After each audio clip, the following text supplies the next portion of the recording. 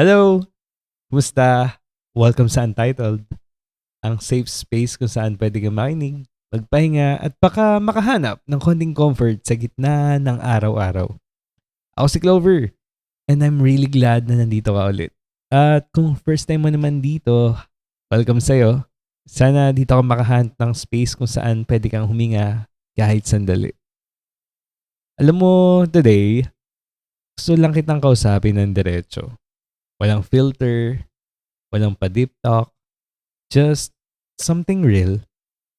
Kasi lately, ang daming tao na feeling nila kailangan nilang mag-shrink para magkasya sa expectation ng iba. And maybe, ikaw din. So, let's talk about that. You know that feeling na parang kailangan mong baguhin yung sarili mo para tanggapin ka? Mas tahimik, mas mabait, mas hindi masyadong opinionated, mas simple, mas safe. Para walang ma-offend, para walang umalis, o para walang magsabi na, ay hindi ko to type. Pero habang ginagawa mo yun, napansin mo bang unti-unti kang nawawala? Para kang nakikipag-roleplay sa version ng sarili mo na hindi mo naman kilala. And for what? Para lang magustuhan ka? Real talk lang ha. Nakakapagod. And deep inside, alam mo yun. Alam mo na hindi ka masaya. Alam mo na hindi ka totoo sa sarili mo. Pero tuloy ka pa rin. Kasi nasanay ka nang mag-adjust para sa iba. Pero eto yung moment na gusto kong marinig mo ng buo. The right people will never ask you to shrink. Hindi nila ipapafeel na too much ka. Hindi nila ipapafeel na sobra ka. Hindi nila ipapafeel na may kailangan kang baguhin para maging enough. Kasi sa totoo lang, minsan yung mga taong inaabot mo, sila pa yung hindi meant for you. Hindi dahil kulang ka, pero dahil hindi sila equipped to love someone like you. At if may umalis man, hayaan mo. Hindi ka nila sinayang. Pinalaya ka nila. And that's a blessing in disguise. Alam mo kung ano ang powerful na realization? Yung hindi ka na natatakot mawalan ng tao. Yung finally gets mo na, if I'm too much for them, then they're not enough for me. Period. Let them misunderstand you. Let them choose someone else. Let them walk away.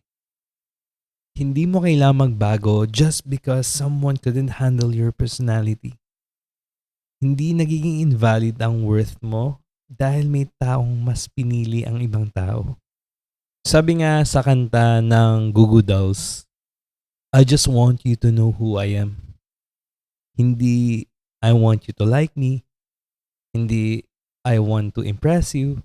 Just know who I am. That's it. And if after knowing who you are, hindi ka pa din nila kayang piliin, then they were never your people. Here's something I want you to really sit with. You don't need everyone. You just need the right ones.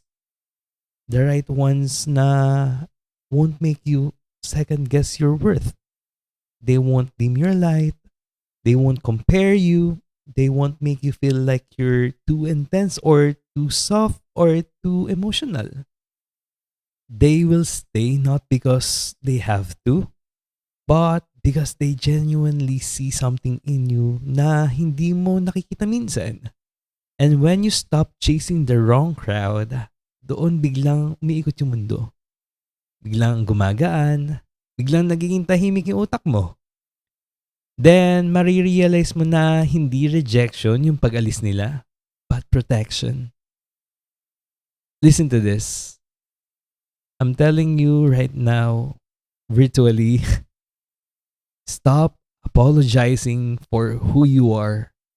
Stop toning yourself down para hindi ka mapuna. Stop trying to fit spaces that were never made for you. You are not supposed to be everyone's favorite.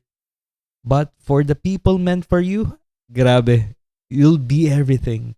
Without trying, without forcing, without shrinking. And when that happens, maiintindihan mo talaga yung meaning ng the right people choose you twice. Once they meet you, and again when they realize how rare your heart is. So, let me ask you this. Sino yung mga tao na pinipilit mong i-impress kahit hindi mo na kaya? And kung aalis sila kapag naging totoo ka, deserve mo ba silang habulin? Think about that. Ako si Clover, and here's my gentle reminder. You're not for everyone, and that's your power. Stop shrinking para magkasya sa buhay ng taong hindi naman para sa'yo.